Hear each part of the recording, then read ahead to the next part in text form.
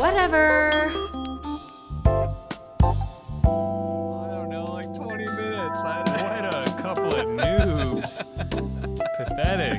Oh, everybody tuning in. We've been chit-chatting for 20 minutes about some pretty good Holy shit, I would say. shit.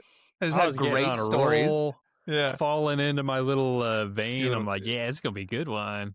Mark goes, hey, guess what? And I have no idea what. We're not recording. Oh, my God. Well, it's because we had to freaking back out and try and deal with this bullshit of Riverside and whatnot. Hearing the sound. I can't hear it anymore, by the way, so we're good. Well, I have Wow, kept what it the down, yeah. fuck? Well, 20 minutes of warm-up conversation, I Yeah, but guess.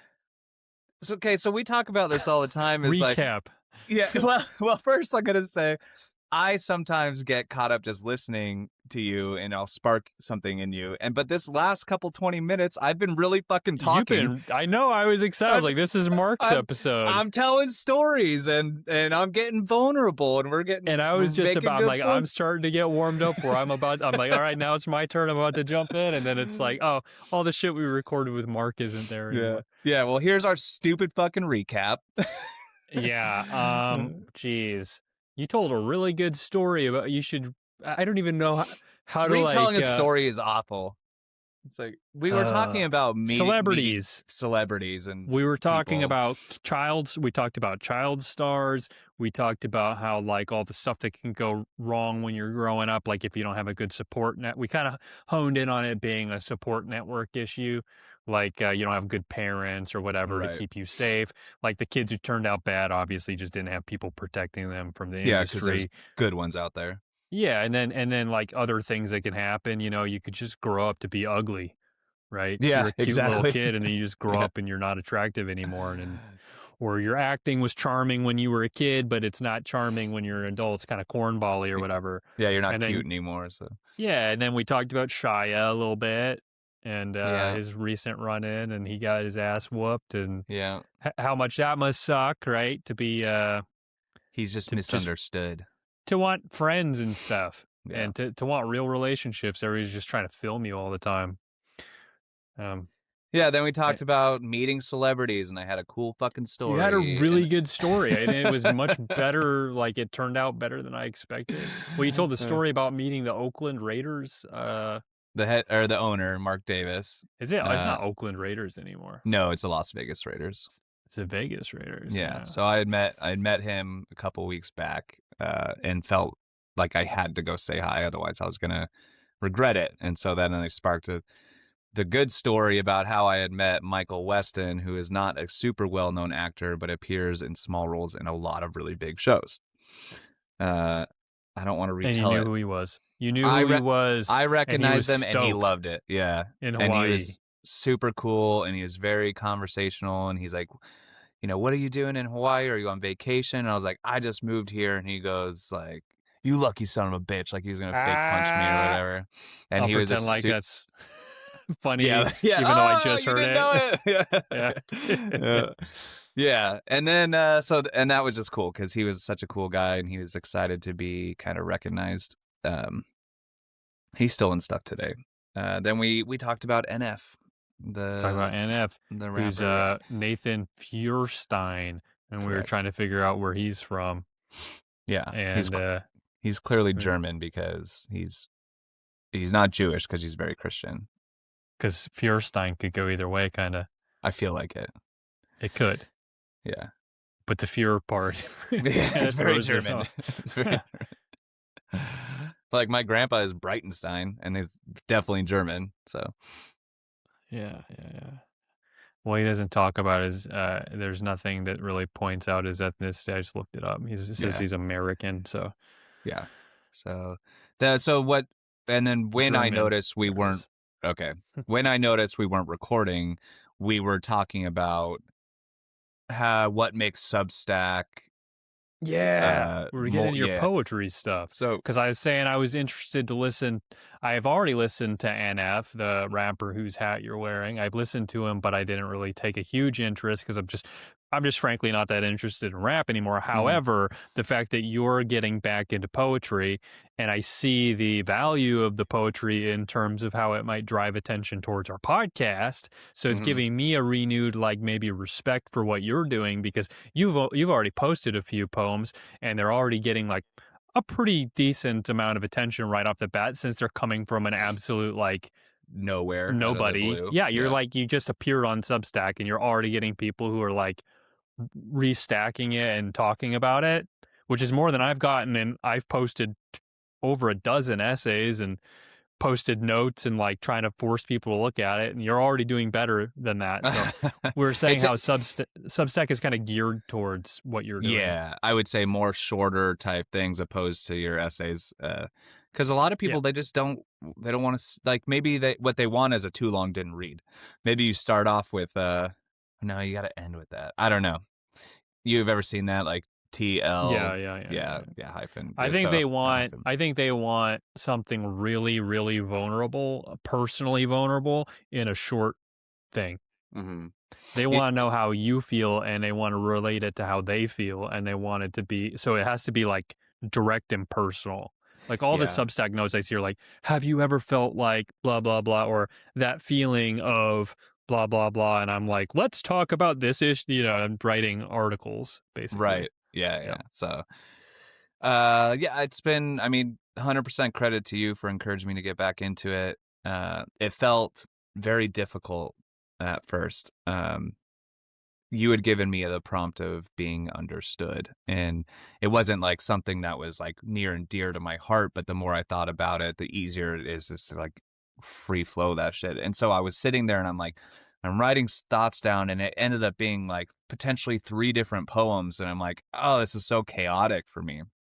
So I figure it out. I finally bust something out. And then I was like, I want to do one for my wife because she has never experienced me writing poetry. I don't Wow, like, she knows that I used to do it, but she's never experienced it.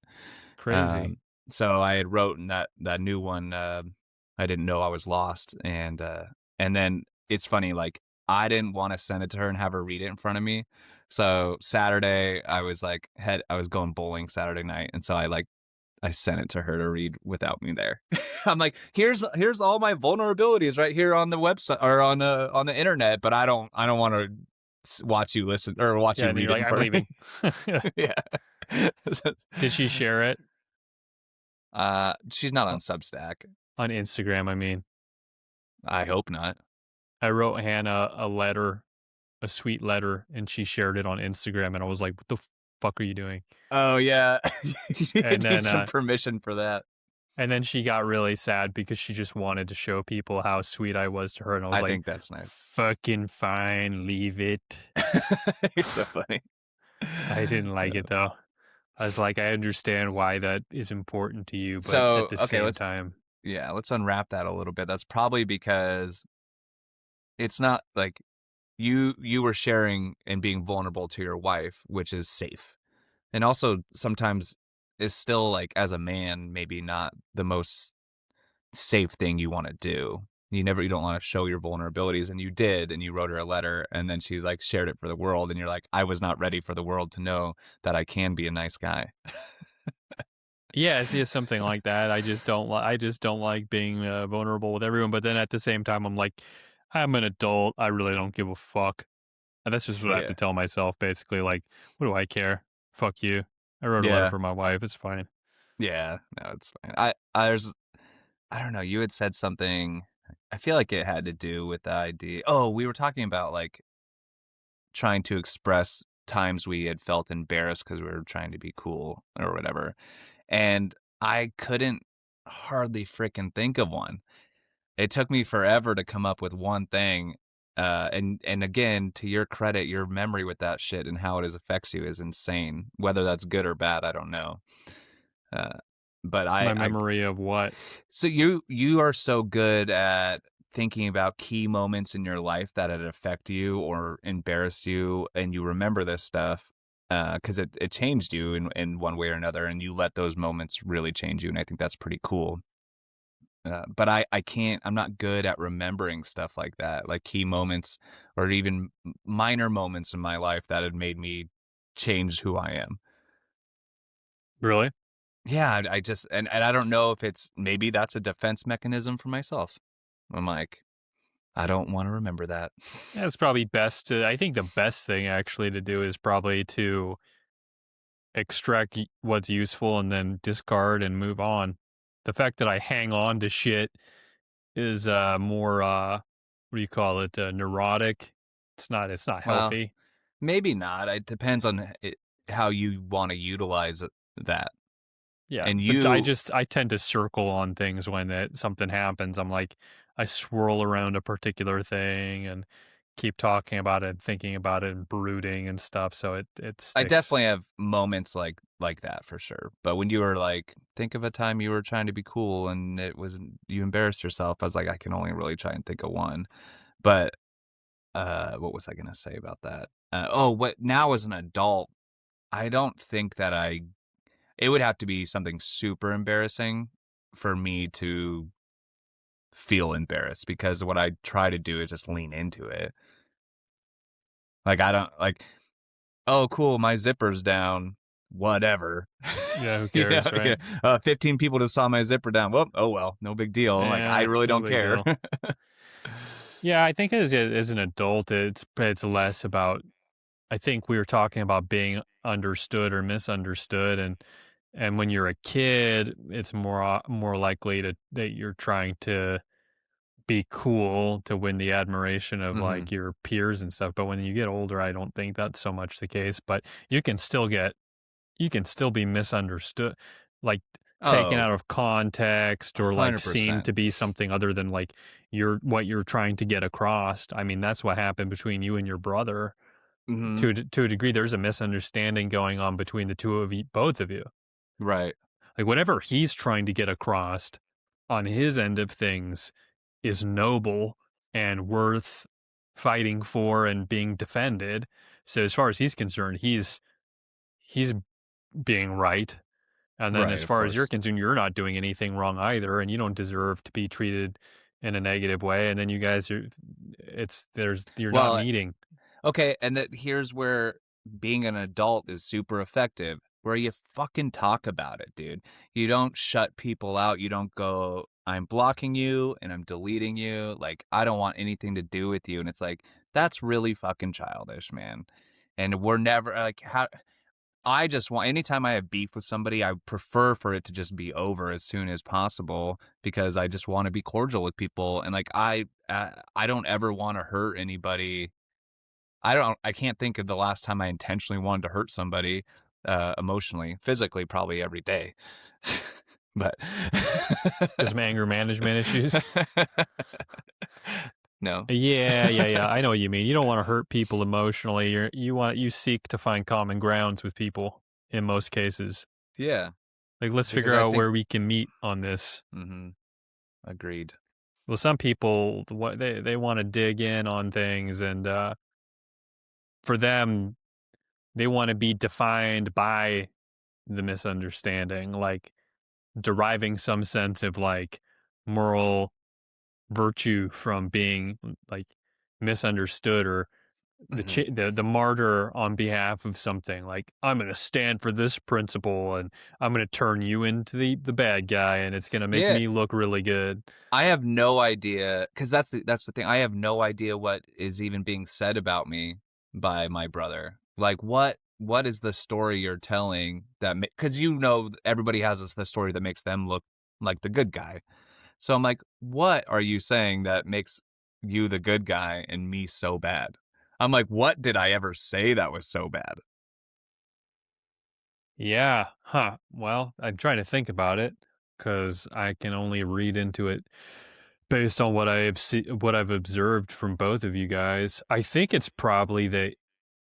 probably what he's gonna end up saying to try to come across as the good guy is that he seems to have a tendency to instigate by saying crazy shit, but then as soon as he's confronted on those things to reel back and to act like he's being reasonable, and then everybody who's got an issue with it is the one who's acting out of proportion. hmm So to And him, then I feel like he makes up things to make up those people sound even worse. maybe he's making things up on top of that, but also he could also not be making things up and just saying that hey, I wanted him to drop this. It's a really stressful topic for me. He won't let it go.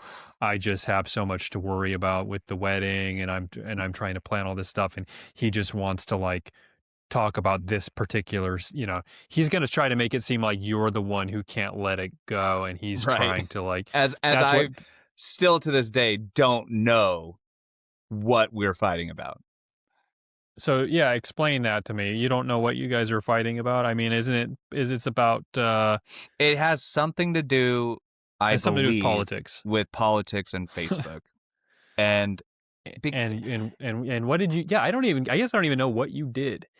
I think it had to do with, okay, so he had posts nonstop political stuff, and it's like Right. super far left, if you will. And when anybody argues with him, he's just very unreasonable, and he won't even let them talk.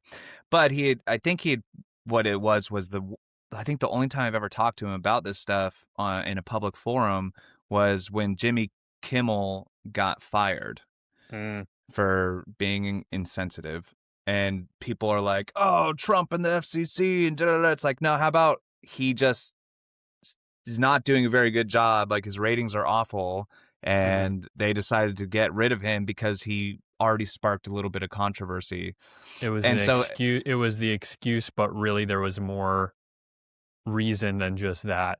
yeah, yeah, But yeah. that It's was not what they needed, was to be able to justify firing him. They're like, look, no, he did that, and nobody likes you, so it's time to go, basically. right. And the fact that they brought him back just completely, diminishes any other argument that it was the Trump and the FCC. So they brought him back, and I think I had just made the point about how it was still really insensitive and bad thing to say in the midst of a really public tragedy. It was And after Charlie Kirk, right? yes, yeah, He said something shitty about Charlie Kirk. he Oh, essentially, he said yeah, something about Trump not giving a shit about Charlie Kirk. that and that something about how any conservatives they won't own up to the fact that it was one of their own people that killed him or something. And it was like, He was wrong okay, about the so yeah, shooter. you're clearly Yeah. like, and also you're wrong, you're lying, you're clearly lying. Anyway, some sort of conversation happened there. It wasn't even as in depth as what we're having right now. Boom, I don't care, let it go.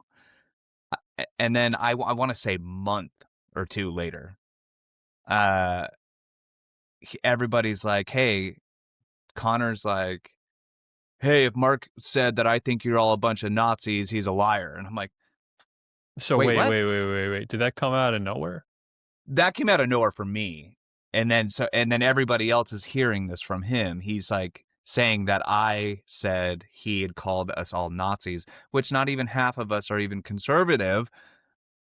Uh, Did you talk to somebody about him that it may have gotten back to him that you were saying anything? if I did, I'd talk to my own brother. Like I would have talked to Chris about the So you situation think because we Chris is the aligned. leak? No, not at all. Well, even I don't even care. I don't. There's no leak. If I had a conversation with Chris about it, because Chris is very much and him and I are on the same wavelength that way. If we talked about it, we're allowed to fucking talk about it, and we can Right. discuss how we think our You and little Connor brothers. were having a beef though, and it was I didn't not out. know. No, I no, didn't but know we were having a beef. you have been having a problem with his posts, even if you didn't announce Oh, it so publicly. yeah. So I So definitely probably there is an unspoken tension between you guys that's not really being super addressed, right? for sure. That should be However, addressed. It should be of addressed. course.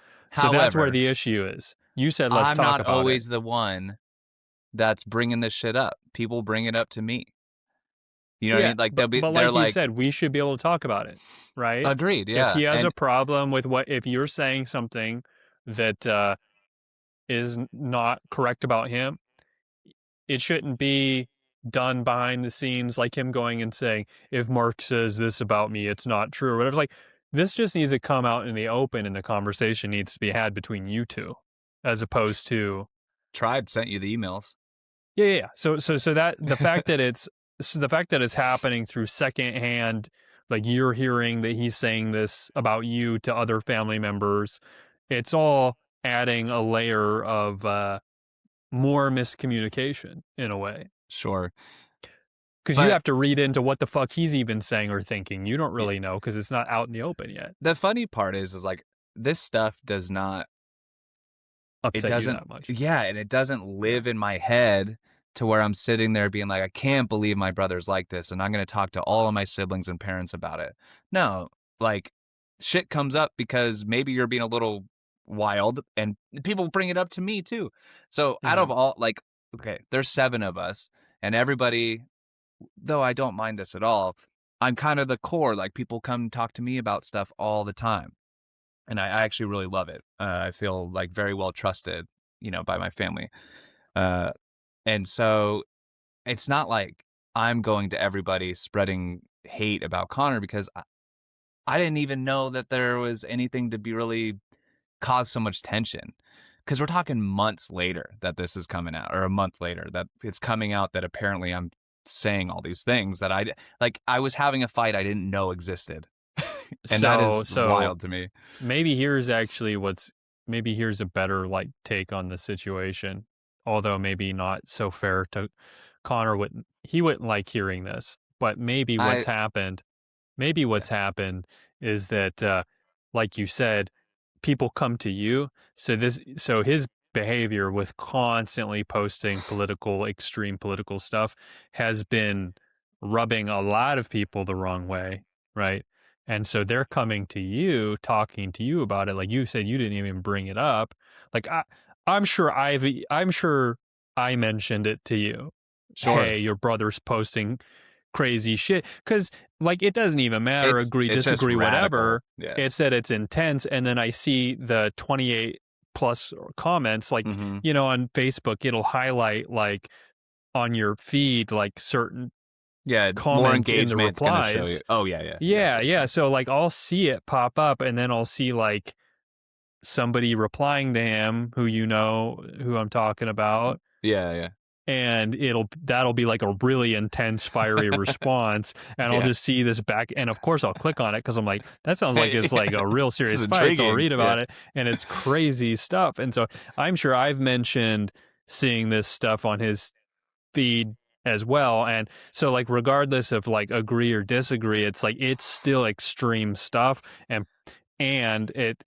it's probably not the best thing to be posting all of that stuff all the time. Probably not the best for his mental health, Right. so on and so Right. forth. So I'm sure a lot of people have noticed this and then brought it to your attention. And so what he's observing is actually everyone kind of seeing him doing it, but not really wanting to bring it up to him too much. Yeah, And then yeah. you're the guy who gets stuck with being burdened of like, well, he's the one who has the problem with it. Yeah. Like you're the one who is the only one who has a problem. It's like, no, everyone has a problem with it. I just also think it's funny that you can say such radical things. Sorry, I have to sneeze. Sorry. Bless you. So you can say such radical things, and as soon as somebody pushes back, you go, "Delete. Yeah. I don't need your negativity in my life." And that's Yep. fucking wild to me. It wasn't just you though. That's the thing is you're not the only one who had the problem, but you're getting all of his ire of frustration. It's like a Well, he lot of probably people are feels talking about betrayed, you. A right? lot of people are saying this about you. And so a more like balanced person who is open to the possibility that they might be wrong, if they discovered, hey, it's not just one person, it's like it would be the same thing if our business got like 20 bad reviews or whatever. You'd Oh, have to yeah. look at it and go like, do You I have need to to do some reflection and say like correct, yeah. maybe I'm making the mistake? But instead what happened was he said, this is all coordinated and it's coming from this guy right here. Right. And so you're the problem. And it's like, well, or you could do the other thing, which is say, maybe it's me a little bit and maybe I should, but he didn't want to do that. You know what would be crazy too, though? Is like we're saying all this. And then later it comes out that it had nothing to do with the Jimmy Kimmel thing. And then that's where I still feel pretty lost about it I'm because using I'm mine like, now too. I see that. Like at no point did I think I did anything else that was wrong. Yeah, well, regardless of if that's the straw that broke the camel's back, it I'm sure it was accumulating. Like, this is not an isolated incident with you replying about the Jimmy Kimmel thing. He's also getting Correct, yeah. shit from other people. He's probably getting private messages. He probably knows there's other people who are like deleting him or just not saying things about it. So he's aware that his extreme politics are a larger problem than just having an issue with you. But as Yeah. soon as you engage slightly, he can dump all of this other shit onto you and be like, you know, marks the indicative of the bigger problem, which is that, you know, conservative people are going behind my back and turning people against me and colluding against me and all of this like nonsense that's not true. You just not having the big boy conversation out in the open, which you said, like you said, you tried to have with him. You sent him Yeah, emails. I did because I had felt ambushed by the idea that I was such a piece of shit. so I so I started an email thread, be like, I don't even remember what I said too much anymore. Essentially, though, I was like, I don't understand where this is coming from. Like, I love you. Like, I don't really care what You told him I you don't. were hurt as well, and that you had tried you said you care about him, and then there was proof of that, which is that you've helped him and had his back a lot, Oh yeah, that actually and got that's thrown what back in my face it got hardcore. thrown in your face. I Hmm. remember Yeah, that's right. Yeah, it became very personal very quick. yeah, The whole thing got it got stupid, extreme politics mixed up with highly personal family, and he just doesn't have the emotional power to like handle agreed. Well, and that this is, I combination. think one of the comments that sticks with me the most that really is upsetting is that he in those emails I said, "Hey, if I can, I'm gonna be at your wedding," and he goes, "Well, for my own mental health, I'm rescinding your invitation to the wedding." So your own mental health is better with me gone, but you are still continuing to post very radical ideologies. So And your point being is that he's saying you're the problem, but I'm gonna keep posting. But so I can't handle that. You're yeah, too much for me to handle. However, I can handle nonstop extreme fighting with correct. political shit with Yeah, strangers and yeah, engaging in all of that stuff. yeah. That's not too taxing on me emotionally, but Right. this is, yeah, But a fight I didn't know I was having was emotionally taxing. which is clearly not true. Okay, Clearly not true. it's clearly not true. It's clearly not for his mental health. It's clearly to get back at you. Correct. And that's where I decide It's spiteful. that I will not let it affect me because I did what I could do to fix the relationship. Um and so I don't let it affect me. And he probably hates hearing that too if he ever does listen to this Lay because down. I am unaffected Lay down. but I am unaffected by your very dramatic uh emotions And and tactics. I'll tell you as well. Like I highly doubt he is. I catch myself doing it sometimes. Eh, It's not mature, but being manipulative to get your way. Mhm. That's what he's doing. By trying to get at you by rescinding the invitation, he's being manipulative. Right. And he probably is not aware that he in his own head, his I understanding of it is, I really can't handle Mark at the wedding. But on a deeper level that he's not acknowledging, he wants a certain reaction from you and he correct. wants to get one over. But he won't allow himself to know that.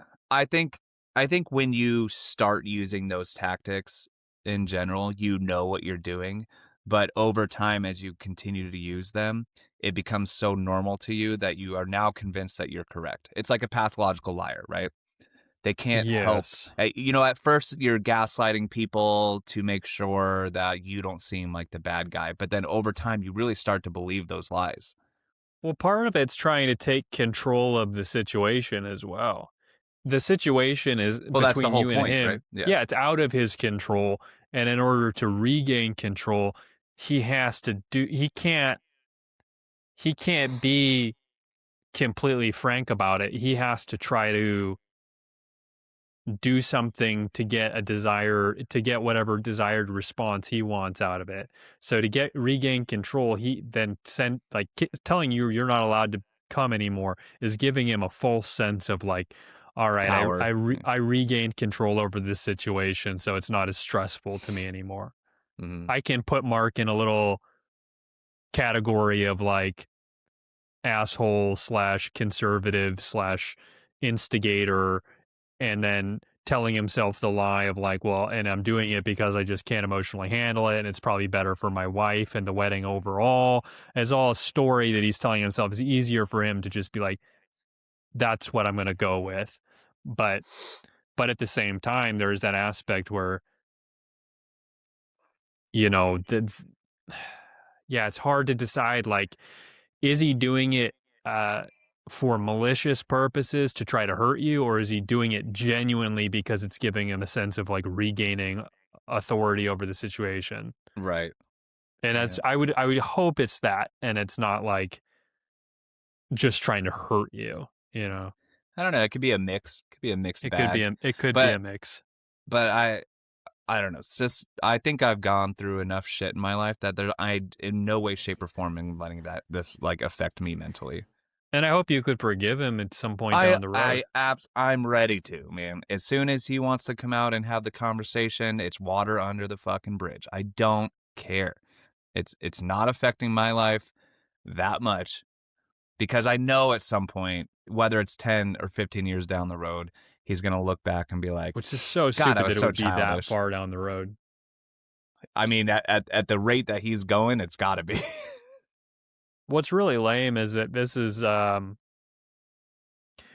you know, as kids, we have disputes all the time of like, you know, you hurt my feelings or you did this thing. And, you know, you could call somebody an asshole. And then, but then the next day or a little bit later, because you're around each other all the time, you have no choice but to like patch things up and get over Yeah. it. And Also, you this don't is what want that that's, stress. Why but would you that's want what that that should stress? be. Yeah. That's what this should be. This should be a thing where it's like, I said, I went too far. I took it too far, but I don't feel that way, and I wanna take it back, and I just wanna move on, you know, that's what Yeah. it should be. And then, honestly, in most situations, both those people are going to admit some sort of fault. But the longer time goes on, unfortunately, the more true what was said becomes. Yeah. Well, The this more is. true it is where, like, I don't give a that much of a fuck about you, and I can Oh go yeah. 15 years without talking to you and I not don't. I'm not saying I feel that way. I'm just saying I know the ball's not in my court.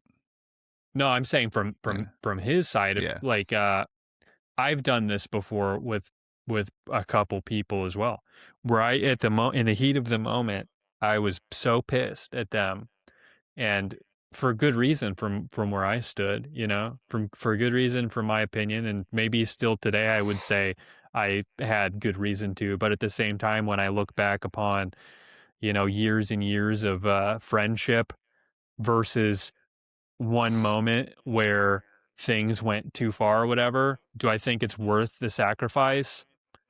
Do I think I could hang out with them and 90% of the time we would be great and we could just like, if something happened, we could just say, ah, you fuck it, who cares? Yeah. Yeah, that would be like much preferable to completely like, you know, severing friendships. But I have done that twice now where on my end of things, I severed friendships, and I even went back to one of them and tried to say, I was just upset. I'm sorry. You know, I should have talked to you, but I had a lot of stuff going on. Tried to explain it. Not interested. Really? Yep. Just Do like, I well, know this maybe it's, person? yeah. And they're like, maybe it's just better if we just leave it here. And I'm like, all right. So I guess, I mean, I feel like cleared conscience on it because I did what I could to try to, I think I know who you're talking about. I tried to make it better. I've had that.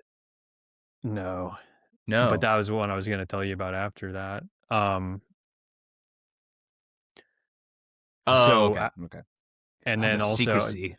with this one, but I didn't Oh, never I try to said that fix. next. I didn't try to fix that one because I still am like, maybe it's better if we just are I not think so too. friends. I don't think that's a very good person. So Um, but then with the one you just mentioned, that was actually the opposite. That one was where I had said, "You have some serious problems that you need to take care of. I'm still here for you." So I tried to be a good friend, but also set boundaries right. of like, you cannot do this. You can't, you're taking a little bit advantage and you need to be able to be self sufficient. I can't help you with that, unfortunately. So I know this is like hard for you, but you got to go out and figure out your You shit. try to get this person to grow up. Oh, yeah, and I needed to grow up too. It wasn't just them. I'm like, "Look, I'm not doing great either, so we Yeah. both need to grow up, but I can't be your support right now." And then they were like, "You're dead to me," and don't wanna talk, and it happens, dude. It happens at our work. It happens with employees where I'm like, Sure. Well, I've you have had to set boundaries multiple. there, of course. So Yeah, and I had to say with this one girl, and I'm like, you're a great person. And if you go learn how to like work and come back and can do the job, it will be here for you. But you do not know how to work right now and you're a liability to our company. So I can't have you here. And I don't have the time to coach you through, like, she was having breakdowns on the job, like couldn't handle working because unrelated. she'd Yeah, never yeah, I got you. never done it before. And she was 21 years old. And I was like, you got to go Thanks. get some like volunteer experience or like learn how to like handle a little bit of pressure before you come back and we put all of this pressure on you because I can't leave you here. And I Have you melt knew, down? Yeah. yeah, I knew after I said that, I gave her a hug. I was like, can I give you a hug? And I tried to be really nice, but I was like, you're never coming back and you're going to fucking hate me. I know it. Right, of course. Well, you And of never know. course, Some people might no, go do some real reflection and be like, wow, that was the kick in the butt I really needed. I mean, it'll take a very strong person to do that. didn't Uh, happen. And in you my know, experience with people like that, unfortunately, yeah, I mean, it could happen, but I've had many experiences with that, and it's much easier for people to just say you're the asshole. yeah, that's Even true. if they do change, they'll still maintain you're the asshole. They're not going to give you credit for like helping them out. Usually, they're Yeah, gonna that makes they're sense. because you hurt them. You know? But you also weren't necessarily like good friends with her. No, I think this is from my experience because I am male, not female. I think men are typically, as far as friendships go, it's easy to go ahead and get in a fight, but it's super easy for me to like brush it under the rug, like sweep it under the rug. Like I as am soon I'm as the same way. yeah, yeah, because you could say, I don't know, you could really piss me off today, but tomorrow we're gonna fix it because it's just not worth. The And I also problem know is that's not really your intention. The problem is if you observe a character flaw in the other person that you're friends with, and then you're like, I don't know if we can continue this friendship or whatever, because until that is addressed, because Right. there's this underlying issue here that's going on. You know what I mean? Hmm. Like something that crops up over and over and you're like, all right, like we have to like figure out what's going on with this particular issue. And it does help if you have healthy boundaries with, and that's with anything and everybody. And going back to your situation with your brother, a lot of times people who are like that, they don't actually have a good understanding of what healthy boundaries even are. People who Right. are like highly emotional, a lot of times they don't have like one of our buddies when we were in our early 20s would like get shit faced drunk and then call me at like 3 in the morning to come pick him up because he was out walking home from the he's like, I need a ride, man, can you? And I'm like, no. And he's like, Yeah. oh, you don't give a shit? Well, fuck. And he didn't want to talk after that. I'm just So like, this is funny. not healthy boundaries, dude. Yeah, Like because you you don't know clearly what they didn't give are. a shit about enough shit about yourself to not be put in Yeah. this situation. So Hey, just, it, real yeah. quick, I want to take a pausing moment because I want to go feed the pets. Okay. I'm going to But get a water. yeah, I want to fill up my water too. So Okay. just quick break and don't forget to press record when we come back. Yeah. And so I guess I want to just circle back around. It made me think of, we were talking about boundaries. I think boundaries are so important, but I think like we were just discussing, people who post like like political stuff all the time. I feel like that's a kind of a lack of boundaries, right? I do Right. too. When we were growing up, it used to be rude to ask people who they were voting for. Yeah. And now it's not rude at all. It's like N- politics are such a mainstay of everyday life. And Oh it's my like, gosh. And it's so the polarizing. yeah, and the more mentally unstable a person is, the more likely you are to go on their page and just see the most extreme political stuff. And it's almost like a cry for help. It's like you're inviting me to make inappropriate comments on your Yeah, life. I don't know if cry for help is the right term. I think because It's attention. yeah, it's definitely but as soon as I give you the negative attention, the argument, it like you're able to just cut somebody out of your life is pretty crazy. They want But any it attention. yeah, but okay, so if you're getting that attention and then you delete somebody, like I don't know, you're just reducing the amount of attention you're gonna get next time. And I feel like Jasmine, stop it. Hey, I feel like I don't you're trying to weed people out. I think that, well, I don't know about that specific situation, but let's look at another person I know who, the best next example I can think of a person doing that is this girl I know. And she would, it was like 10 posts one after another. She was on like it looked like a drug bender almost. And it was like, Oh, and sure. it was increasingly more insane politics. And it's like, knowing a little bit about this person's life, single mom, a couple kids, not the best living situation, in that there's not, like, she doesn't have a house. She's like renting somebody's piece of their apartment, not really a good stable job, nothing really like anchoring her existence besides being Just a a parent. complete lack of stability. Yeah, like unstable. And then that manic, it was like a manic episode. It was like you're having a meltdown. Like I felt bad because to me it doesn't read like I'm just really passionate about politics. It reads like I'm having a mental breakdown. I need someone to intervene. And like, but maybe they don't even know what they're looking for, cuz like you said, like they're at one point they're inviting you to fight with them cuz they want to feel like they're participating in something important, because they don't really have a lot important going on outside of this. Hmm. They don't have anything. Everything that they have is like not meeting expectations of where it should be. But they have this sense of like, but I'm an important, valuable person, right?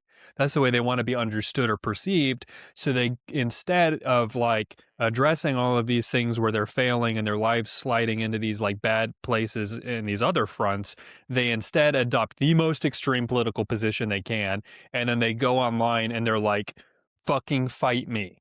I want to Yeah. be the guy They who, maybe they're craving the like you said attention, just needing the attention, craving the interaction and because they've got anything else going on. it validates them, though, to be like, I'll take the most extreme position on behalf of my side. I'm the guy best suited to handle this, and I'll fight. And it'll give them this sense of like value and accomplishment to their peers in their group. Probably Hmm. would be my guess, I think so. I think you're and probably to right. themselves too. Because if they're fighting with you and they're winning a fight or whatever, it's like, well, I might not have this, but I fucking took care of, you know, we have The this big yeah. fight in the country that's going on, and I made ground for our team. And like you said, it used to be that you didn't talk about who you're voting for, but now it's so polarizing that as soon like it's like a deciding factor of whether or not you're gonna like the person or not. And I think that's fucking stupid because I have many Democratic liberal friends who I just love to death and I don't really give a shit who they voted for because I know they're still good people and for the most part they have a justification for why they voted and I think that's what people don't understand.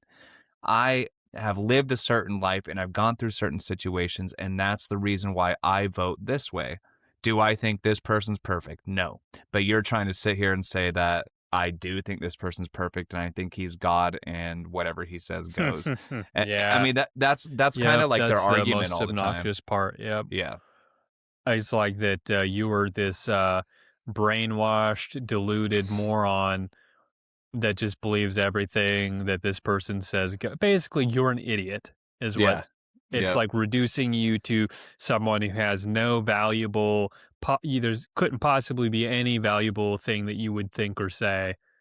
So Yeah. therefore, Immediately anything I have to say after, oh yeah, I vote R is, oh you're a fucking idiot and I don't want anything to do with you. yeah, like It's like, I've oh. known you for my whole entire life, but I didn't know you were an idiot until you told me that.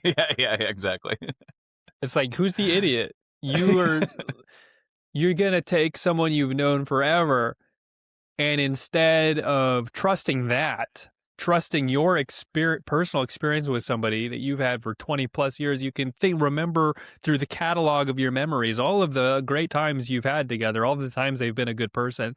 But instead of trusting that, you're gonna trust the political party you affiliate with, who Hmm. has no care or consideration for you as a person. You're going Correct, to yeah. trust that because that is more solid to you than your own. It's so foolish, right? Yeah, and just for disclaimer reasons, you're talking about left and right. They don't fucking care Yeah. about you, dude. They don't care about you. And as soon as you recognize that, that's how you should decide to stop letting those things make your decisions. No, what they want to do is they want to turn you They want us to into do a this. drone. Yeah, Yeah, they want to turn you into a political pawn who's willing to die on behalf of some stupid shit that you probably really actually don't care that much about. correct. Yeah, and it's funny because if say you have like two or three core things you're really passionate about as far as which way you vote, a lot of people will go and they'll adopt the other ideologies like to make sure that they are on what they think is the right side. They could not care that much about a specific thing, but since everybody else talks about it and they care, they're just going to adopt it. Nobody wants to blur the lines. They don't want to cross and blur the lines. They want to be Or just super say one way or like, the other. I don't know that much about this, and it doesn't it's okay to say something doesn't impact your life as well. Like, Agreed. I'm not Yeah. educated on it. Like all the white women that champion like black rights or whatever, all these rich white ladies. It's like, how many black people do you actually even know? You speak from zero level of experience, Right. and and all you know about the subject is the state sponsored propaganda that's like, you know, official material required reading for yuppie white women, all the shit that comes from certain black authors that's like, this is the education you need to read to become astute on the topic. It's like, yeah, but how many people do you know? What's your fucking experience? None. No, And this is how it's we just, get it makes dumber. them feel better. Yeah, this is how we get dumber. We just take like, and I I mean, get, and this is it the comes beginning of from, the end. it comes from a,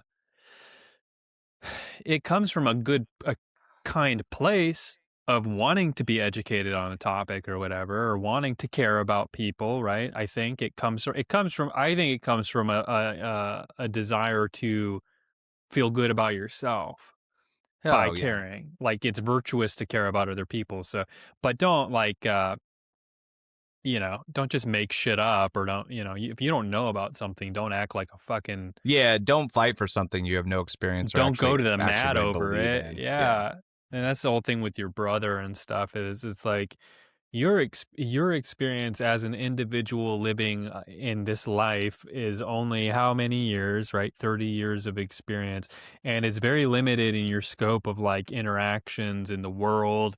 Not to be a dick, but like your business experience, you like all kinds of experience. You're just very like me when I was in college and had zero real world experience, but only like academic experience. I was incredibly like um socialist in my view Oh, sure. because I'd That's funny. never made any money and I'd never Right. paid And you extreme amount wanted of everybody's taxes.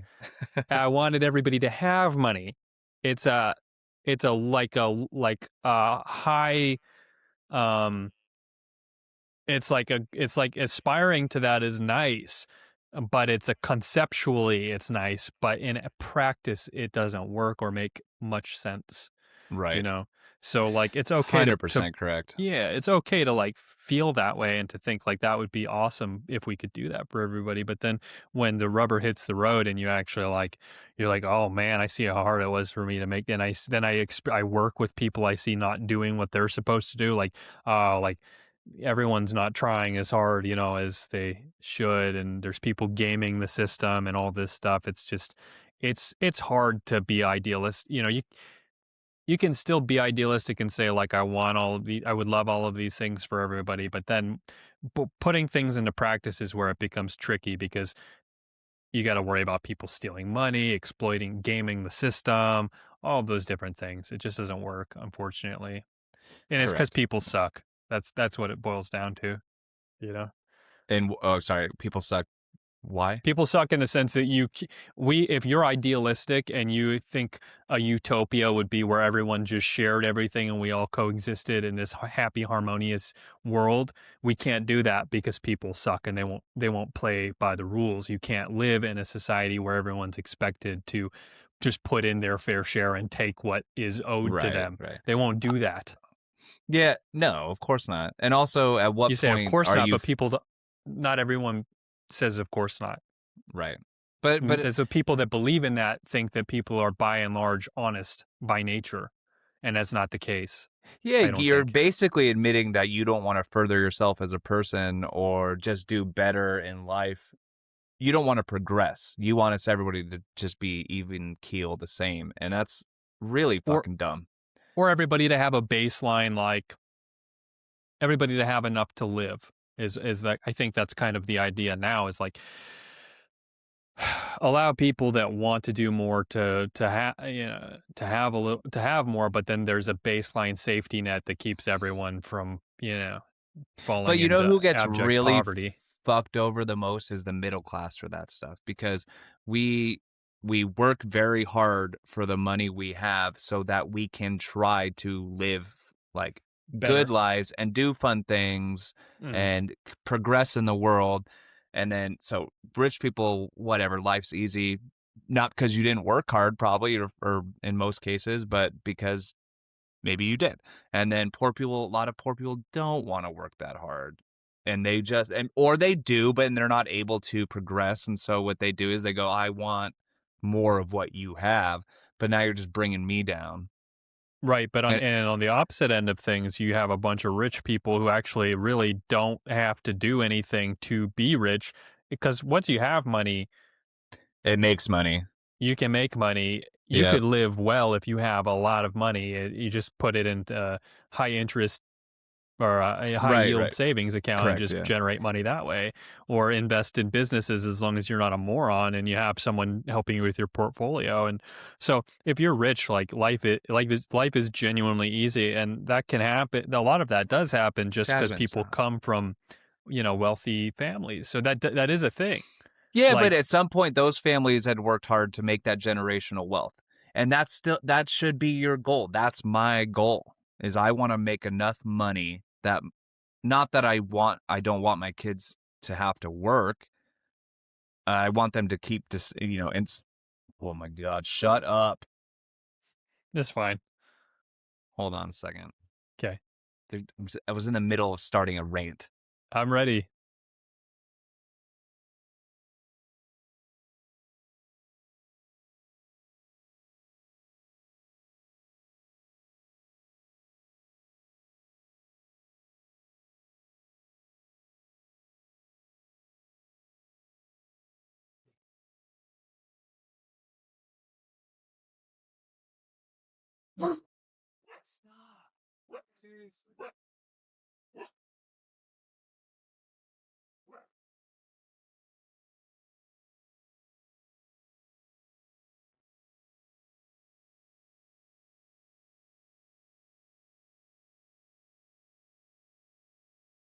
I mean, I guess that's why you have dogs, so they can tell you when Amazon's here.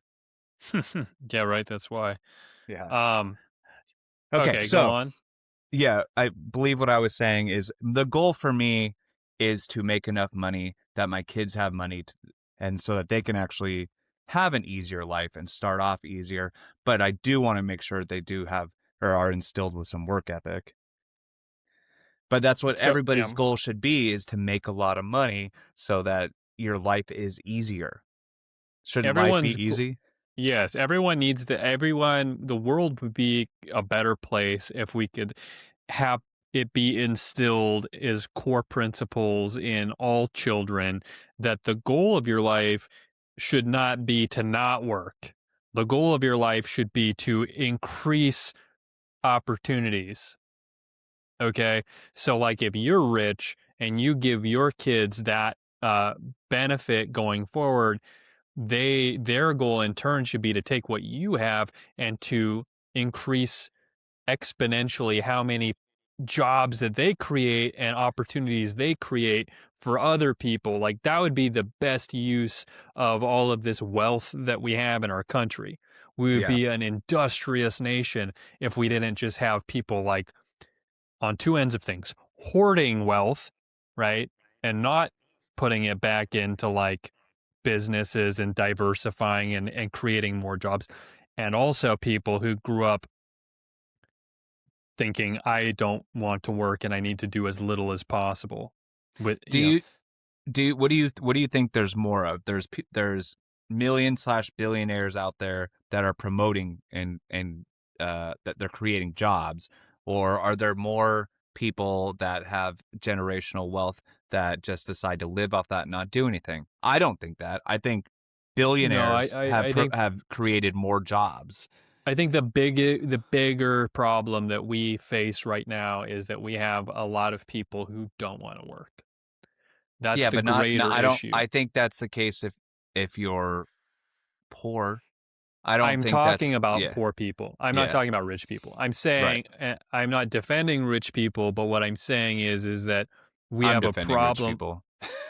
Yeah, you're a fucking little crony capitalist. I think our biggest problem is that we have too many people who are envious of billionaires in the sense of like we have to kill them and steal their money because that's what's keeping us from being rich, as opposed to I need to think of ways to improve my life and become, like you said, independently wealthy so that I can pass that on to my kids and then they can keep it going and get more. Like, it's not a zero sum game where there's a pie, a fixed pie. This is like basic economics where it's a fixed pie. And if I have this slice, then this is all that exists to you. That's not the case. The case is the more that we create, the bigger the whole fucking pie becomes. You can create your own wedge of pie. If this guy is the richest man alive, like Elon, he's not stopping you from also becoming a billionaire. You could Right. still generate billions. You just have to think of a way to do it. So because he has all of this, it's not like that creates negative that much billions available for you. That's not how Yeah, that yeah. works. And but that's what a lot of people think. For instance, and this is what drives That's the me way nuts. we're taught to think. And then I live in Washington and they're trying to pass a law that says if you make $1 million or more, we're going to tax you 9.9% of your income. Okay, so if I make $1 million, I got to give you 100 grand. What happens to all those millionaires? They move, they leave, and then and then you see the same thing happening in California. Then all that tax burden gets pushed down onto the middle class and the lower class. And then But inflation I just don't happens, and understand then how our elected officials don't see that or don't understand that. they don't care, I don't think. I think it's because No, they it's can, because they have terms and they're just trying to make as much money as yeah, they can in the and short term. they can make a promise that sounds good to people who don't have anything. The promise being, I'm going to reappropriate wealth to you. You that's what the problem with this is that But hold on, that income tax that's not going into poor people. It's going probably into our infrastructure, which already fucking sucks anyway, even though we're super highly taxed as far as sales tax goes right, but the and idea of gas. I'm going to increase tax on the rich sounds good to people who don't have Yeah, anything. it's like you're Robin Hood. Yes, that's what it sounds like, and so that's unfortunately why I distance myself from that, is because the idealistic part of you is like, man, that was really nice. But then as you get older, you become a little more cynical and you see what they're doing. And it's Yeah, the same thing that the right does. Like here, for example, when they're like, we're going to give you, a bigger PFD or whatever. It's like, it sounds really nice, but it's literally like, it's just sloganeering so that I can get elected. right. It's, Yeah. I only care about getting elected. If I'm a politician and if I'm a politician, ideally I care about values and stuff, but really probably what I care about is getting elected and being able to make money myself. And so I have to look at what is my party saying? So I research that, and then how can I have the edge on the people in my party? How can I go one step further to get to capture votes for myself? And Yeah. so it's going to be saying more extreme shit, Isn't it trying to exhausting? get away with more than the other people in my party do, being more radical, right? Yeah. And It's then if it exhausting. doesn't work, then they'll back off of it and they'll start to come back down to center. But the more people that become poor and have less and less hope in the world, they're going to be more susceptible to wild claims of, make everything free. It sounds great, but obviously it doesn't work. But It if doesn't you're work because but if you're nothing's desperate, free. what do you have to lose anyways? They're taking money from rich people, so it doesn't fucking matter to you if rich people lose everything. You don't lose anything, right? There's the whole thing in a nutshell. So, but the issue that we were talking about is that people need to be raised with the idea of like, I need to work and create opportunity, because we used to be like a really industrious country that, you know, that opportunities and innovation, and we're stagnating because we're so fixated on this like zero sum game of, I have to get the wealth from these people. We like focusing, I'm poor, but it's these rich people that have the money. And if I can get their money, I can live comfortably. It's like we're not put, and then we demonize people who create businesses and make money. So there's no winning. Like we should be revering, like even if you don't like Jeff Bezos as a person, which I think he's schmucky and annoying, Sure. you should still look at what he did and say, that would be fucking, I should aspire to something like that. That would be really cool if I did that. Right. If we have more people that, Yeah. if Let we it could, motivate you, man. yeah, if Let we it could motivate like you. idolize these people instead of villainize, and not idolize them personally, like what you get accused of doing with the president. The Yeah. accusation being that because you think something is cool about somebody's character, that you then agree with everything that they do. It's like, no, they're just, they're yanking us out by the Isn't root. There's isn't nothing that you can such do. a basic like principle and thought? Like you and I, super good friends. I guarantee, and we probably agree on 95% of things, but the 5%, and this is exactly what you're talking about, that 5% that you and I might clash on, like we're not going to let that affect us as friends. No, And so you have those people out there that think, like you said, they think you 100% agree with who you voted for, like every single thing, every single action. And of course that's not true, because there's not a single person in the world that I would say, you're basically saying I think this person is so perfect and they can do no wrong. Tell me one person in your life who you think is so perfect and can do no wrong. Me, obviously, but in most cases that's not true.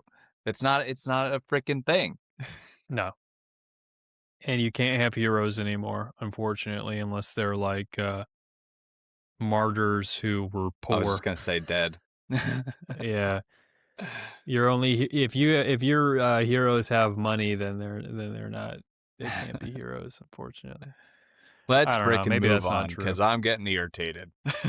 Yeah, let's do the All right, wheel. folks, let's spin the wheel of whatever. The free wheel, let's put our small talk skill to the test. It's the whatever wheel. Whatever we'll talk about next. Movies? Oh Oh, man, yay! I'm pretty much done in this conversation. You're just gonna take over. Uh, Movies and oh, Poetry. I knew it. I knew it. How do What's we going- do this? What's going on? What's going on That today? is funny, dude. That's fate. It's the world. That's fate. I don't know. Um, It just makes sense to me. Movies mean, and poetry. I don't even want so- to talk about specific movies. I would just talk about movies as compared against poetry and kind of the art forms. I can Well, let's- combine it a little bit. Well, I was gonna say, kind of how I see this podcast progressing. We can use the end of this to kind of talk about that a little bit. Like, I want to turn the podcast into something of a hybrid, cinematic, poetic art project, as opposed to just a straight back and forth like we've been doing. I think it would be cool. That's why I wanted you to get back into your poetry to incorporate that real raw. What do you say? Like pre-programmed shit. Like you premeditated, you wrote it, you thought about it before we came here, and then we find a way to incorporate that and kind of weave it all together using pre-packaged pieces that are like, you know what I mean? Yeah, So we have a little bit of like real it's a shit niche. that's happening. Yeah. Or a niche. It's pretty sweet. I like the idea a lot. Yeah. I need to see something, I think, to Well, I don't kind know of how really it's going to understand. come together perfectly either. I just have a feeling of like, just like how we pause for the wheel, you know, we'll pause the talking at intervals that feel natural and then run a skit and then come back and we'll talk more and then we'll run another skit and we'll come back and talk more. I really wish we were in the same yeah, area that would so we look could do a this lot stuff. better. Yeah. Well, no, I just mean even as far as like directing and producing this stuff. I think I don't think they have to be any specific thing either, though. Like some of them can be very cinematic. Some of them can be just like shot on the phone or talking to the camera or like whatever. I think it's a good creative space where we can flex some creative muscles. That might make it So- more appealing as Substack too. yeah. So are you selfishly, I'm going to talk about the poetry part. If I were to write something, but then I go out and just film things that are related and then mash it together and then post it. That would be great. Like Anything while it's being yes. read or something. Anything that we could present as some kind of piece of art during the thing would be awesome. That's Okay, exactly what I'm thinking. Let's start a business so we can buy those sweet meta glasses and record shit and then deduct it. Meta glasses? Yeah, dude, go ahead. Go ahead. I meant for you to do it. Oh, you want me? Well, you just run it under my company. Yeah, perfect. I have one too. uh, I just haven't done anything with it. Mine says media. Just Actually, Boom Media. That's great. I started a company called the Bartel Collective because I thought I was going to have Connor by my side for art stuff. And then he betrayed you so bad. And then he dropped me as a human being. Oh, that's so sad. Yeah, that's I okay. hope it gets It'll better. get fixed. It'll get fixed. I have Yeah, faith. so movies are kind of like on the way out a little bit as far as a medium of art. They're not on the way out, but they're becoming less exciting. Their heyday was when we were growing up. That was like the Yeah. peak of cinema, and now it's maybe just becoming. maybe there's a cycle, right?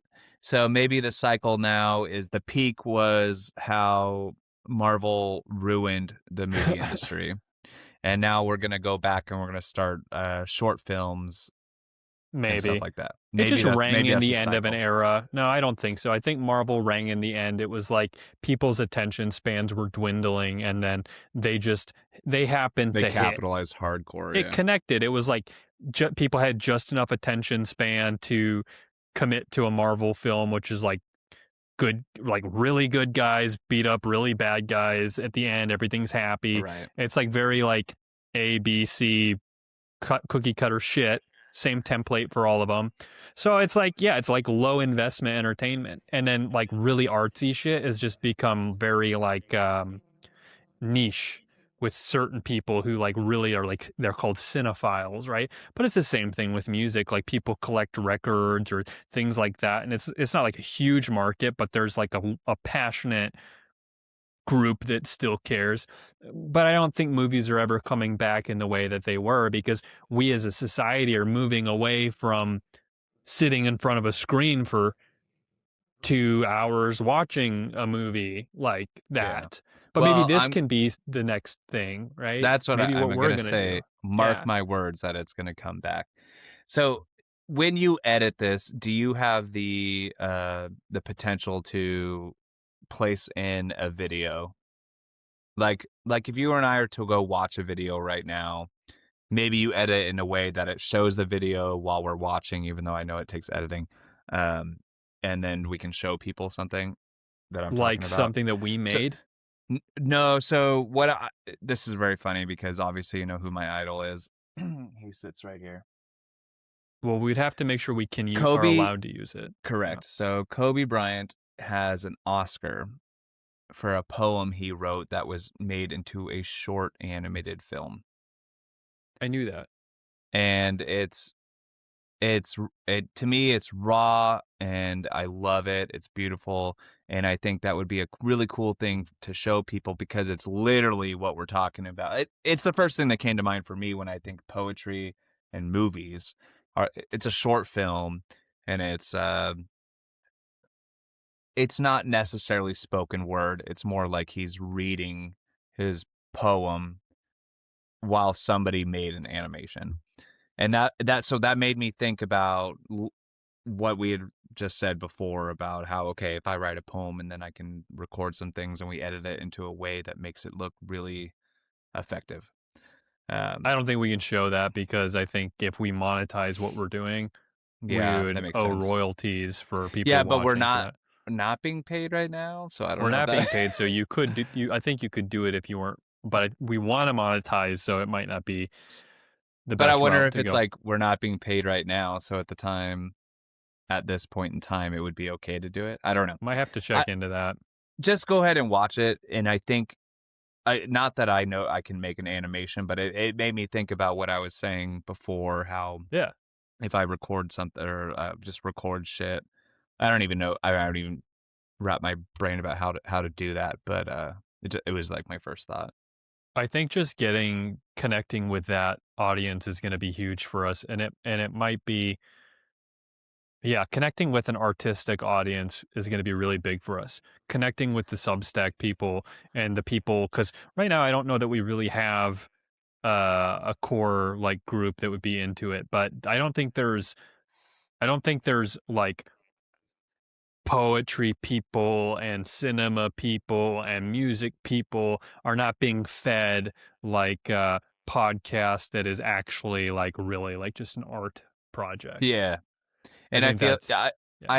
I really think you're onto something there, and especially when you talk about Substack. So if we're saying how maybe my poetry is more of the form for Substack opposed to your essays, but if we Yeah. combine the film part of it and start delivering poetry in the way in a film video way, it's new art. People have Mhm. done it, but I don't think people are continuing to do it. And I think making it like I don't want to say a habit. I'm not sure what I'm trying to say, but making it sort of a marketed way uh, for the poetry would be kind of cool. It would be cool. That's why I And it, really think it would be great if you and I lived closer together because you know the film and the art yeah. and you know what to do with that stuff. And Nah, it's just gonna be an experiment, and we're gonna have to see what works. And I just feel liberated to do whatever we want to do. I feel like there's nothing that would be wrong for what we're gonna do. It's just a matter of like where it's like working it in. And I think that we shouldn't feel like any one video clip or whatever we come up with is bad for it. It's all gonna improve the content no matter what the video is. The quality is coming from a creative place. It's an act of creativity. Like I even want James to film some, like himself, that we can put in there. Like anything that's coming from your personal creativity, I think is gonna make this feel awesome. maybe that's our niche right there is promoting Like people commissioning doing art that based on a they theme, don't have though. any other way. Yeah, but they don't have any other way to like share it, and maybe that's where we can figure out Yeah, how like to help promote working it these into a people. show. Because here's what I like. I like what I like to listen to. I like to listen to music. I'll either listen to music or I'll listen to like a podcast about a subject. But I oftentimes want to listen to music and a podcast at the same time, or I want to hear someone talking about something, but also have this feeling of like just having a vibe that you can like roll through your day with, where you are not necessarily like 100% concentrating the whole time that you're listening to it, but it's more just like a vibe. It's like chewing bubble gum while you're walking around, you know? That's what I would Yeah. imagine this would be. Even if you're not watching it, you're listening to it and everything's connected by um, a similar theme, but it's just this jazz riff on that theme. And it's like a bunch of these different videos that are all collected into, and then has that spoken word stuff that we're going You mean the between. shit you hate? Yeah, well, I would hate dancing to it, but I'm not saying I'm gonna dance to it, motherfucker. no, but yeah, honestly, I would be totally cool with putting dancing in probably the would. thing. I Yeah, would I be got a totally cool. TikTok. I got a TikTok. I've danced a couple times. Putting a video of you dancing to some of your poetry in this would make I'm it, not doing that shit. bro. I'm not Whatever doing it. we do, it would whatever we do with this, with the art part of it, is going to elevate this from two guys bullshitting to like, this is Art. art. It's Yeah. art. It is art. 100%. And so, and it's well, not. Yeah. that's what. It's really funny because I imagine there's really not that many people out there that just enjoy us literally chit chatting about life right now. There, Yeah. you know, it's maybe that's the case. I don't know, but I do know there's a way to catch their attention in the way that you're saying. It definitely That's is going exactly to what make. I'm saying. Yeah, it's That's going to exactly be what more I'm saying. intriguing. Yeah. Yep, So it's then more you add the intriguing. combination of the both. It's like, hey, what are they going to do artistically next? We're like So DJs, maybe essentially at that point. yeah. So maybe our niche is art, and it's art in many different forms, whether it's film or poetry or the shit I do with woodworking. Like I don't know. And We having share some this stuff. music in there and stuff, and it just feels like this really chill, not like I said, not like a movie where you have to watch continuously from the beginning to the end, more like a variety show that's on TV where you can watch one thing happening and then you go and then you come back and there's another thing happening and you can enjoy it no matter where you step into it. But then it's not on TV, it's on Spotify, and so, and it's all homemade. I feel like it's not a niche that's been really effectively into. capitalized on. No, I don't think so. So Could be great. it will be great. We're gonna do it. Okay, so what are we doing next? That's what we're doing next. We're doing to Yeah. be What's our next one? What do understood. we? It's to be understood. 100%. Okay, so I think you just put the ball in my court, motherfucker, because Why'd I I just put the wrote ball in that your court? poem. Yeah. But then I tried to make it a song, and that's not where I was strong at, for sure. I think they're very different things. I think it'll be easier for us as well after we do a couple cool episodes to then share with some of our artistic friends and be like, hey, you want to like, you know, Mark wrote this song. You have any ideas? Like, it doesn't have to be, you don't have to sit down and write like a fucking Grammy award winning song, but just record yourself on your phone singing it and I'll drop it in the podcast. It'll be dope. Like, this doesn't have to be like, the thing that stops me from creating art all the time is perfectionism and wanting things to be like perfect. Well, okay, so let's dabble into that for a second, because Okay. if you think about your work, to me, is art. You have the drones and you have the photography, and that is art, and that has to be perfect. So hot. Mhm. Maybe we should do that together. You ready? You look like you got a glue stick in your nose. I know. I got this cute little baby one. This is very erotic. I'd rather have what you have. You got a tampon it there. Yeah. It's a mini vibrator. So what you do is art that has to be perfect because you're selling a product. So you have to be perfect, right, in order to continue on. Would you agree? I mean, it has to meet a certain level of And I just mean that based yeah. on your work, not like your film stuff. I just Yeah, that's what mean I'm saying. My work yeah, has to meet a certain level for sure. It can't yeah. be like whatever I want and they're gonna And, accept it. Yeah. and I have to do the same thing with some of like the statements of qualifications I have to create. Like we both work in semi-artistic worlds. Yours is very much more artistic than mine. But for poetry, everything is so subjective and open to interpretation that your margin for error doesn't really exist, I Yeah, would it's say. like what you were saying the other day. You were like, "Oh, I'm getting feedback that's saying I need to change this and change this." I'm like, "Don't fucking do that. Yes, you're Don't absolutely listen correct. to Yeah. it." Yeah, because that's unfortunately the world that I've surrounded myself in is I like to check things with ChatGPT, and then I was like, no, I wasn't like this. You were like this. You said don't do that because it's not the same. Especially with poetry. Like if So it's with a yeah, essay, it makes sense because it's like, but well, you want I was kind of looking for it to make sure I didn't mess up in my structure, but then it just shit on my structure, and I was like, nah, fuck that. Uh, and so many so people have gotten famous for being like unorthodox with their structures and stuff. That's like what the human yeah. marking on it. It's like, oh, look at that. The imperfection is how you know who did it. Like Yeah, the that's fact that so they true. carry on for too long, that's my problem. And I was ChatGPT is like, you go for too long. It's like, yeah, that's me. That's what I do. If yeah, people want to listen to me, I'm going to talk too much. that's why I made the joke about like maybe I'm gonna write a poem about ChatGPT and its flaws. Yeah, right. like it's gonna sound so aggressive, like it's specific about a person, and then I end it with like "fuck you, ChatGPT," you know. Yeah, exactly. But Yeah. but you're so right because I built this structure on this last poem, and I was like, I think this is one of the coolest structured poems I've ever made, and I haven't been doing this in a long time. And then I uploaded it, being like, "What do you think?" And it's like, "Your structure is what's really gonna fuck you. Your repetition's what's really screwing you over here." And it's like, "Well, fuck you, dude. Like, It this is might the whole not hit point. with This is why I everyone. did this." Yeah, Yeah. it It, doesn't have to. It doesn't that's the really point, doesn't right? have Yeah. to. No, it doesn't.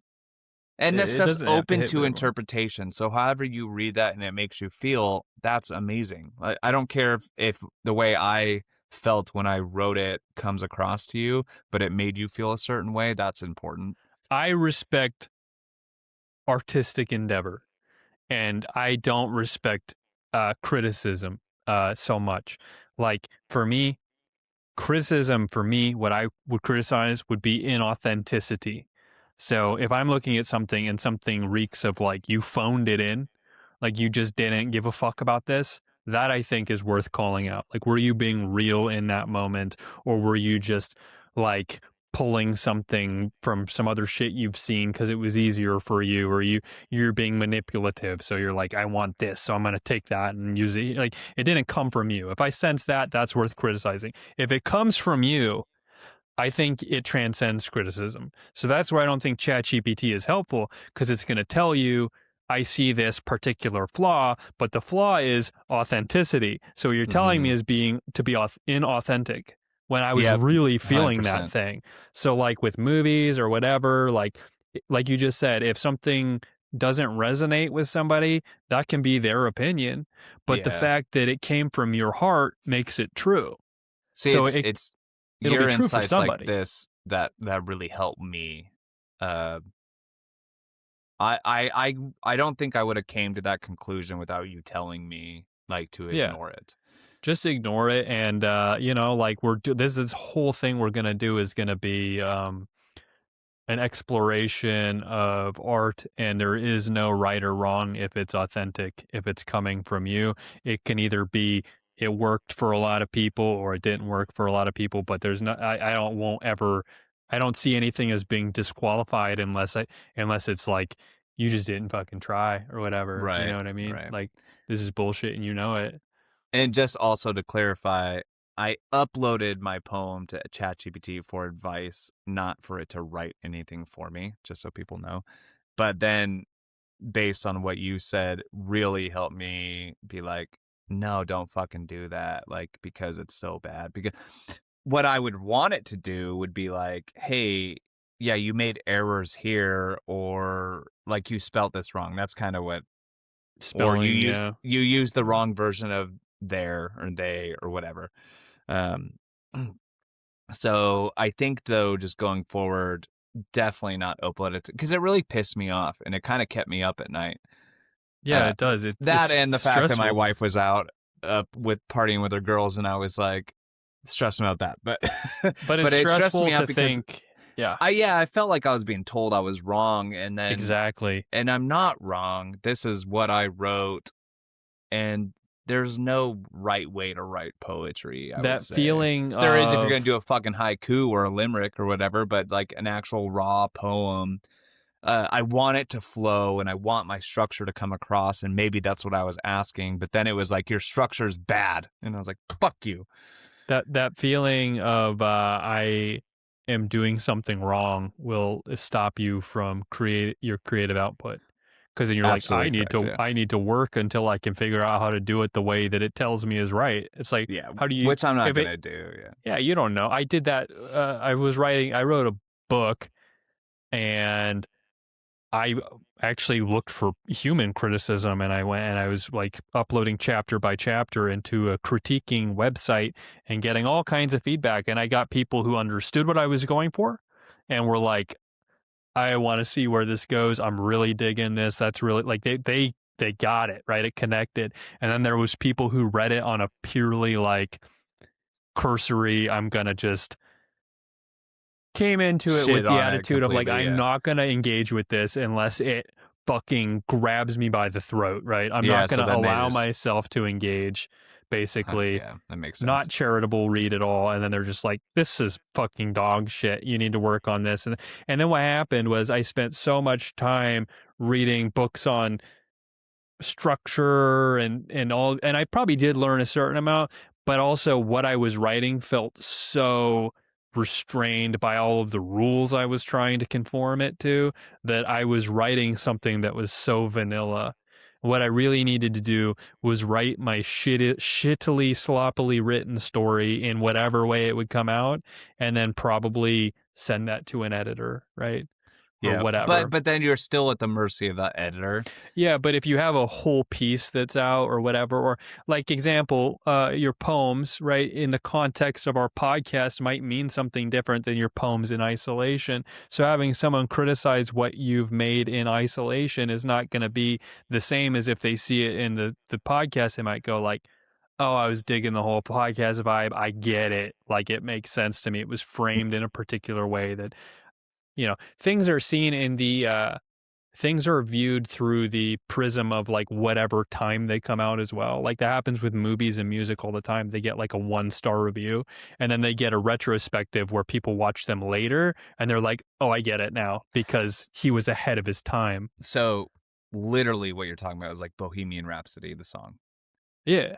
Happens People all the time. shit on it so hard because it was so Mhm. long and it was so weird, and now it's one of the most iconic fucking songs that we listen to. Yep, and everybody makes the shit like tries to replicate it, but at the time it was so far ahead of its time that they didn't have any way to frame it properly, and they're just like, well, I don't like it. Yeah, no, It's because it's from the you're future, absolutely correct. bitch. Anyways, I gotta go. Okay. Super Good good one. episode. I really wish that we recorded the first 20 minutes. It's all right. It's funny as shit. Unfortunately, it was just one where I was more talkative than normal. Start running, bitch!